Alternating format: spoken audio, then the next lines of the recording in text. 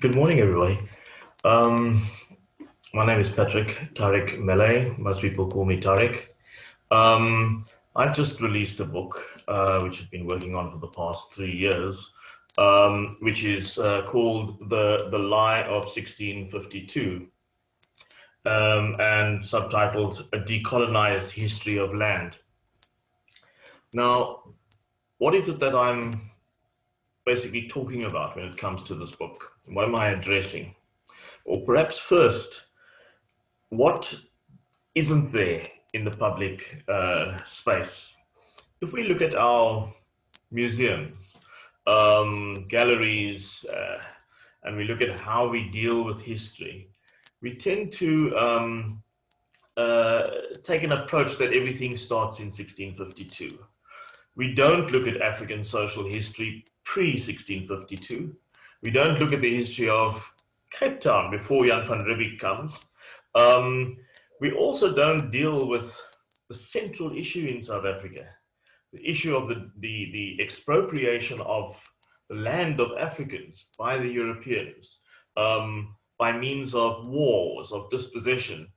So we have, 227 years of war, 19 wars that are fought over land that end up dispossessing people of land, dispossessing people of their livelihoods, of their livestock. We had a huge and great successful cattle ranching economy in the Cape, and it was decimated by Europeans arriving here.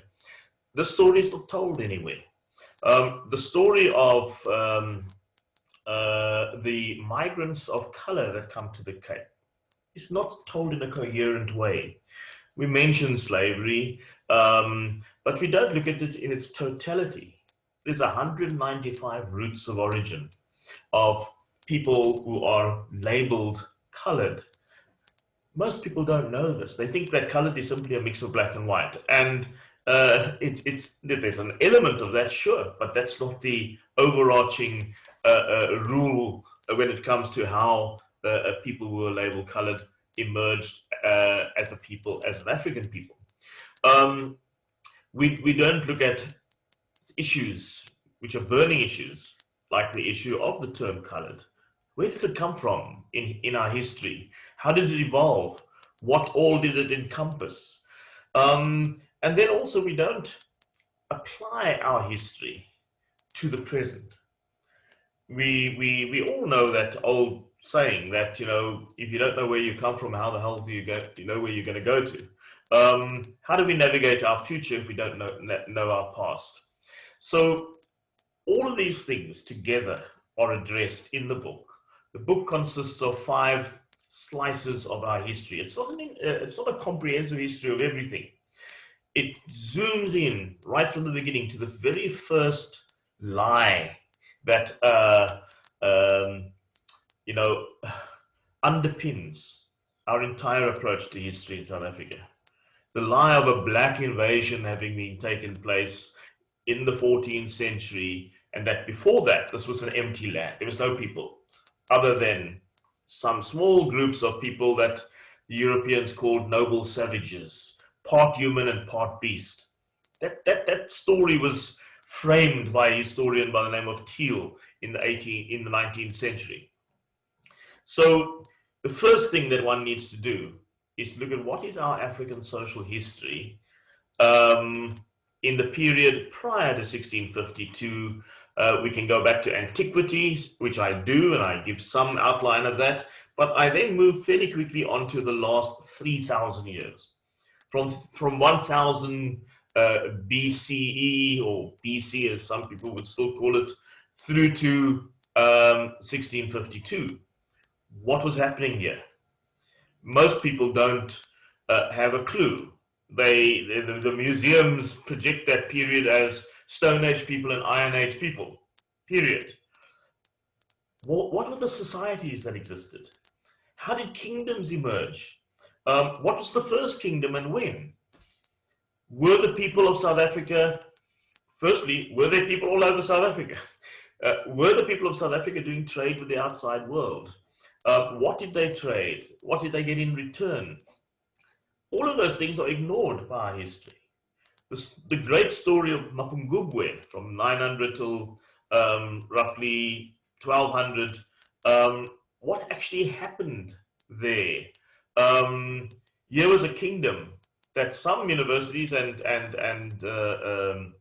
museums actually conspired to hide from South Africa. The fact that there was this large city type community around a hill in Mapungubwe, and people were mining gold, fashioning gold, and crafting it. Um, Ran an agricultural economy, traded with the outside world. Where did this come from? It didn't fall out of the sky. It wasn't a sudden invasion. And then we track back, because it's not just Mapungubwe. There's another place called Tulumela. There's Butwa. There is Great Zimbabwe. In fact, there's evidence of over 200 stone cities moving, or towns, moving right across from the Limpopo, the South African side, and the Zimbabwean side of the Limpopo, right through to Mozambique. We know that from aerial archaeology now that the area of Gauteng also had these stone towns. But we're told that there weren't people here.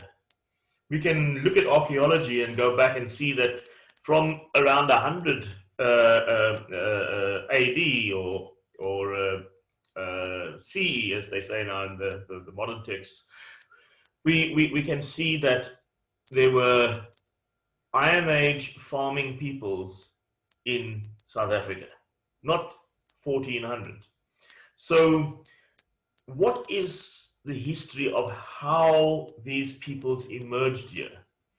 We are used to talking about the San and the Khoi, but we are not used to talking about the Kalanga. These are three foundation peoples of the peopling of South Africa.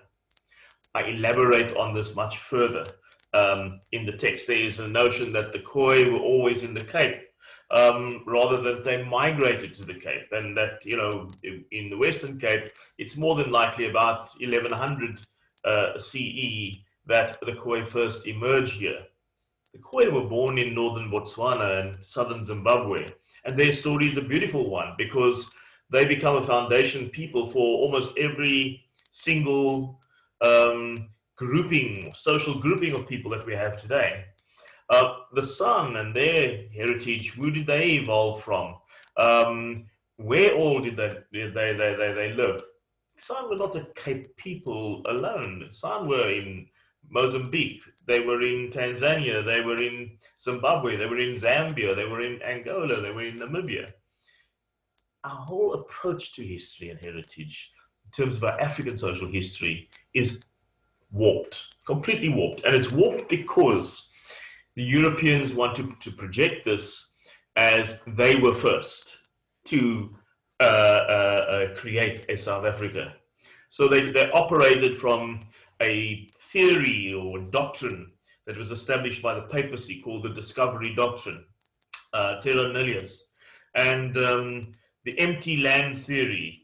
And what the papacy had said was that as long as there weren't Christians in any country, there weren't people. So if you came to a country, even if there were people, there weren't people because they're not Christians, and you have the right to take the land by the sword if needs be. We're not told about all this. Then when it comes to 1652 itself, this notion that this was a founding year for Cape Town as a city, and Van Riebeeck is projected as the founder of South Africa, this has been said so often and frequently to us that we accept it as a truth. But the facts show differently. The facts show that 5 different European countries were coming to Table Bay, dropping anchor and staying over between 3 weeks and 9 months, and that by the time Jan van Riebeeck had come here, over 1,071 ships had actually come and dropped anchor in Table Bay on their outward bound journeys, but also around 800 on their homeward bound journeys. Over 120,000 outsiders came to the Cape. They came to shore. They stayed ashore. They interacted with the indigenous population. None of that is talked about. 2 indigenous people, and there's indications that more went abroad, one to London and back, and one to Java and back. Surely this had major impacts.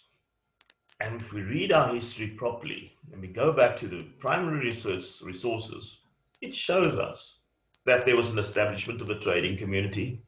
There was a high consciousness of this establishment among Khoi people. There was a consciousness amongst the Europeans about it. There was a trading relationship. A man like Achimau put together a trading community. They started doing things that they didn't do before, like produce salt because there was a supply and demand scenario. We don't interrogate that whole area enough. And in my book, I do talk about the first shoreline frontier and what went on here, how it was lost, who were the primary characters. Van Riebeeck in his journal says, Achimau or Harry would have it that he was responsible for the first trading in the Cape. So the contestation is there from the beginning. The whole Harry the Strandloper story, a ignorant beach bum, dirty beasts initially, Van Riebeeck labeled people. Achimawa had been running a trading station for ever since he came back from Java. He understood the concept of power dressing. So whenever ships came to shore, he wore European clothes, went out to talk to them, to negotiate. In fact, the English referred to him as the governor. So something's amiss. Van Riebeeck, in his later writing, says, we were wrong to call them beasts. They're outsmarting us.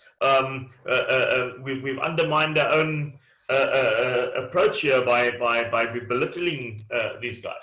So if we start to interrogate this history that falls between the cracks, we begin to get a very different picture of what happened. We then have the scenario of dispossession. How does it actually take place? We have people arguing in South Africa today, even Tero Lakota was doing so, that in fact there was never any dispossession of land, that all land that Europeans have was done on the basis of willing buyer, willing seller, that the Khoi were willing sellers and they were paid for their land, and that's how it all happened. It's not. You know, Van Riebeeck himself says when the first major conflict with the Khoi had concluded, he talks about a gathering of the Khoi people with himself, and it's recorded in his journal. And he says they make this passionate argument about this being their land. So the idea of people being unconscious of land or land ownership, no. It's quite clear. He says they make this argument, and the argument is a solid one for understanding or projecting that the people knew that this was their land. The second thing was a whole lot of revisionists in history say that the land was negotiated for and it was done in a fair bargaining manner. Van Riebeeck's response, written in his own journal, is, I had to tell them, we have taken your land by the sword. Now, there's no ambiguity there. It's quite clear and factual. Yet our history doesn't put this across. There's also a trust that our universities know what they're talking about and are universal rather than Euroversal. So what begs the question is, why did they all play along with some of these stories and all play along with this idea? Let me give you it in straight talk. We were used to the image of this handsome Dutch dude with the long hair, and it was on our banknotes, it was on our coins, it was in our school books. It wasn't Van Riebeeck at all. There was a portrait of Van Riebeeck. There is a portrait of Van Riebeeck. But he's not a handsome dude. Who was the handsome dude? His name is Mr. Vermeiden. His picture hangs in the Rijksmuseum in Amsterdam. We were subject to a plagiarized image as part of a package of lies that projected that South Africa was empty. The Europeans came here. The Europeans developed and cultivated it. They bought land. What's wrong with that? That's the story we give it. And it's not true. The foundation of the Cape, we know it happened differently. But, and I'm not the first historian to say this. I'm the first historian maybe to emphasize this, but not the first to say it. We then have the Dutch coming up with a system called the Leenenplats, the loan farm, a leasehold farm. Now, this system was one in which farms could be pegged out and registered with the VOC, the Dutch East India Company, and then the farmer would be given a title deed that they were renting this farm from the Dutch East India Company, and it was something like 10% per annum of your produce got paid to the company. So the company was the beneficiary in this process. But before you had the Leenenplats, to facilitate that, they had what they called a grazing license, which again the Dutch East India Company gave to people. This grazing license was nothing else but a license to go and occupy Khoi and San and Xhosa land ultimately. So the farmers they call them trekboers, the trekboers would move into new land, peg out the land, and when there was opposition, because there was, we record 19 wars of opposition. When there was opposition, they fought, they slaughtered, they conquered, and then they went to the Dutch East India Company and they turned this land, this grazing land, into loan farms. And this went step by step until they had moved from what was first the Cape District into the Stellenbosch District. In those days, Stellenbosch started up near Saldanha Bay, and it came all the way down through to what we call Stellenbosch today, and it went all the way up through to what is Tulbagh today. That changed later when they subdivided and so on. But from the Stellenbosch district, they then went on to conquer what they called the Swellendam district, and from there on to conquer the Graafrenet district, and then on to conquer the Uitenhage district, or what was then called the Zeerveld. So step by step, wars took place, and these wars each had a reason. And in this book, I give you the reason and what actually happened and so on, step by step through these conflicts. When it came to the San people, see, with the Khoi people, what happened was they have the war, the Dutch then offer a peace, and then people are coerced to signing an agreement. With the San refused to sign any agreements. They fought to the last. And as a result, the way that the Europeans dealt with it was through genocide. They would go in and kill 300 people today, 200 people another day, 100, 400. There's even record of people saying they killed a couple of thousand at a time. This genocide is fairly well recorded. Mohammed Adhikari has written a very good book on the genocide. That whole story is another slice of the history that I deal with. The other slice of the history is migrants of color. There were more migrants of color that had come to the Cape than European migrants right through to around the 1820 settler period. Who were these people?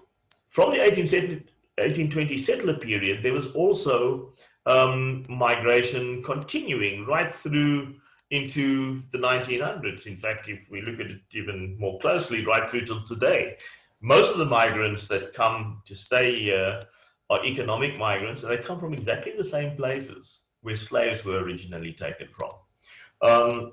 So the story of the enslaved in South Africa is a really important one, which is not looked at holistically. Also, enslavement in South Africa did not happen only in the Cape or in Cape Town. It happened in the Eastern Cape, and it was exported through the Voortrekkers into the Free State, into the so-called Transvaal Republic, into the colony of Natal. So we don't look at slavery in that broad sense. We look at Cape slavery. But even then, we don't look at it properly. Our history was so bound up with the history of Southeast Asia, of Jakarta, or the Batavian city, which ultimately became the Batavian Republic. Or part of the Batavian Republic, when we look at this whole issue of migrants of color, what we see is around 140 different routes of origin. If we also count the roots of origin of local Africans as part of the ancestry of people who are referred to as colored, we have 195 roots of origin. So this chapter tells us the story of the 195 roots of origin. It identifies these origins. It looks at what happened at those origins that resulted in people becoming enslaved or becoming indentured or becoming economic migrants. We don't have a full picture of the story. Nobody tells it in any of our museums or in any of our education institutions. Its subcomponents are really interesting aspects of history. What this book does, it introduces you to the subject. It takes you on a journey in looking at that. But then we also need to look at what happened from the time of British occupation through to the formation of the Union of South Africa and beyond. How did it come that over 70 different African peoples in South Africa suddenly become 9 linguistic national groups, and they're called natives? It was a de-Africanization process. How was it that over 50 other African groups, together with migrants of color, slave and free migrants, become called colored and de-Africanized? What is the history of this term colored? Where does it come from? How did it apply at different points? Because it wasn't used in the same way all the time. We tend to have this notion that people who are classified colored are not African, did not suffer as harshly as other Africans. The reality is that this community suffered more harshly than any. They were the first to have their land dispossessed. They were subjected to genocide. They were subjected to de-Africanization, subjected to apartheid. They were subjected to pass laws for longer than any other group in South Africa. But today people say, well, colored people have never suffered from pass laws. Of course they did. The pass laws was invented to deal with the forebears of today's population labeled colored, who I call Camisa Africans. I tell the Camisa African story in the book as well. So expect to have history as you know it disrupted. This is what the book is about. For us to get beyond colonialism and to avoid, and of course we haven't avoided because we're smack bang in the middle of it now, neo-colonialism. We have a neo-colonial scenario in South Africa. New wine has been poured into old wineskins. The old wineskins of colonialism and apartheid. And when you put new wine into old wineskins, 2 things happen. The first is that the new wine sours and becomes unpalatable. The second thing is that the wineskins break. And that's where we're at in South Africa today. The wineskins are breaking. They're about to burst. They're bursting already in various ways. Throughout the story that I unfold, the theme of land, and I don't look at land as real estate, simply as earth, because land and livelihood go together. Expropriation of land by the Europeans goes together also with expropriation of labor without compensation by the Europeans. And by the way, I think we use the wrong terminology at the moment in the political arena. They talk about wanting to expropriate the land of white people without compensation. Really? Is that really what we want to do? Surely it was the Europeans that expropriated the land from Africans without compensation. We shouldn't be turning people into victims as we are by using the wrong language. The language that we should be using is the Europeans expropriated African land, livelihoods, and labor without compensation. And what we need now is to firstly restore the memory of that. And once we have restorative memory, we need to be fighting for restorative justice. So what we should be demanding is the restoration of African land expropriated without compensation by the Europeans. The way we formulate things is extremely important. The formulation that we created has already landed up in the Dutch Parliament. For instance, they discussed this, that the Europeans are being victimized in South Africa because their land is being expropriated without compensation. Surely what the discussion should be globally is, we've got some unfinished business here. The land of Africans were expropriated without compensation, and we require restorative justice so the land may be restored to its rightful first owners. So I bring into discussion all of this together. We cannot resolve what we call the land question without also resolving the national question. Again, with the national question, the post-1994 government has chosen to use the apartheid framework and work with it, the 4 silos and so on. So they have not dealt with the whole issue of the national question. And you cannot deal with the national question without dealing with the dispossession of land and the dispossession of livelihoods and the dispossession of people's labor through using them as enslaved, as using them as migrant labor, exploiting people. So the last chapter brings all of these things together, these 5 slices of history, and says, how does it apply today? What does it mean for us today in terms of our struggle? What does it mean for a backyard dweller where 3 families are living in one small house and creating extensions in their backyard because they no longer have land? All the same people we're talking about are unemployed. COVID-19 has shown us just how vulnerable our society is. When we went into COVID-19, the official unemployment figures were 29%. I'm very familiar with Thailand. Thailand's was less than 1%. But besides that 29%, what COVID showed us was as much as 30% of the economically active people in our country are self-employed. So the real figure for unemployment, as we saw under COVID-19, was more like 60%. And that's outrageous. 92% of our society are people of color, 8% are Europeans.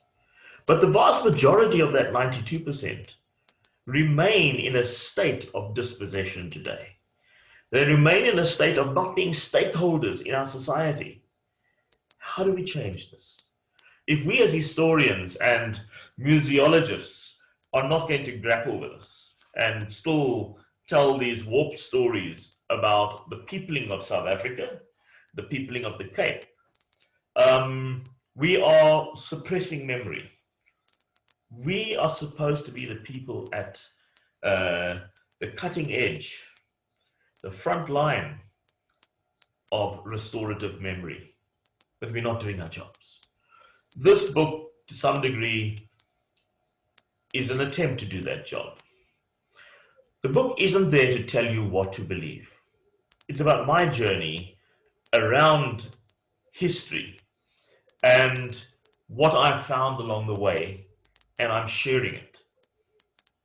I'm not asking people to simply change the version of history that they have known all this time for my version. That's not what it's about. This book is about disrupting the space of history, heritage, culture, and assisting people to start a journey of exploration themselves. Hence, there's about 600 references, citations that people should use as a reading list. Go and look and inform yourself about the different story that exists. We also, part of this project is that we're establishing a team of people and myself, a new museum at the castle, which will be the Camisa Museum, that tells the story of those 195 roots of origin, that assists people on how to build their family trees, do their DNA. Because when we look at across the Cape Flats, we see communities who don't know who they are and don't know where they come from and don't know how to navigate the present, let alone the future. So we have youngsters turning to gangs for identity, others turning to Manchester United, Leeds, Liverpool, Chelsea, etc., for a sense of identity as a fan, because there's very little on offer of understanding their own sense of identities. So we also have people who were part of indigenous communities in South Africa that were literally purged from our population register as members of those communities, namely the San, the Nama, the Griqua, the Korana, the Damara, the 9 Cape Khoi formations, um, obliterated. In 1904, in the census, you see these people in numerics. You see substantial numbers, 92,000 Khoi people, 4,186, I think, is San people. Suddenly, in the next census, they don't exist there anymore. We've purged. So instead, people are then called colored.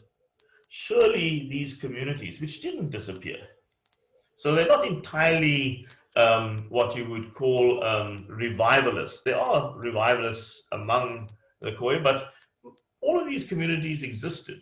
Some people are trying to establish completely phony communities called Khoisan and so on. But there were Khoi communities and there are San communities, and these communities have the right to restore. And anybody who feels that that's part of their heritage should go along and speak to the leaders of these communities and say, you know, I would like to find my place among you. You don't have to keep creating new and new and new organizational formations. The formations are there, but people don't know the history. So they lump all the people together and say, well, these are all loonies. This is not the way we need to deal with restorative memory and restorative justice. We need to deal with it respectfully. The vast majority of people labeled colored have a very proud African history, what I call a Camisa African history, and that's explained in the book. So I would recommend that people read what I've done, start engaging in conversations around that, have vigorous discourse, disagree with me, challenge my views as well, but don't just sit there and take on this, what amounted to Nazi propaganda, you know, of history that got so entrenched that even our educational institutions entrench it. Let's ask the questions. Let's be dialectical about that. There's a truth, or a supposed truth, or presented truth, that has a different truth within it. That truth needs to explode out so that we can actually deal with issues that we're not dealing with. We're wishing people away. And the vast majority of people in South Africa have been conned and have been relegated to the edges of our society, the edges of our history, the edges of heritage. If we are to find each other as South Africans, we need to be honest and open about what happened in the past. Look at how, when we restore that memory, what justice is required to be done, what restoration has to happen. And it's therein, within that process, that we will have an opportunity to follow the dream of creating a South African nation united in our diversity. I don't believe we have a nation at the moment. At best, we have a scenario where there is the haves and the have-nots, and that correlates to color. And even amongst the have-nots, the divide and rule that was sown over these colonial years has totally disrupted lives. So unless we counter disrupt the history that is served us up to us as canned history, we're not actually going to move forward as a people. So let me leave it there. The book's available at most bookshops. Exclusive Bookshop has it. It's been selling out very quickly. There is a buzz in South Africa about the book.